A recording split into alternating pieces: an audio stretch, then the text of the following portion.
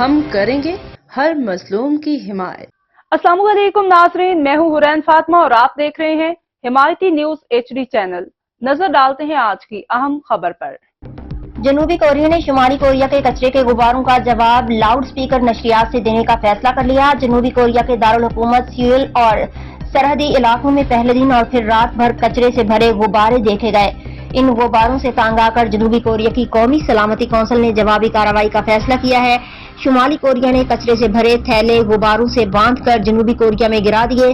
قومی سلامتی کونسل کا کہنا ہے کہ 9 جون کو شمالی کوریا کی طرف لاؤڈ سپیکر سے نشریات شروع کی جائے گی اور یہ اقدام شمالی کوریا کی صدر کم جونگ اور ان کی حکومت کے لیے ناقابل برداشت ہوگا۔ اب تک کے لیے اتنا ہی۔ مزید خبروں اور اپڈیٹ سے باخبر رہنے کے لیے دیکھتے رہیں حمایتی نیوز HD چینل۔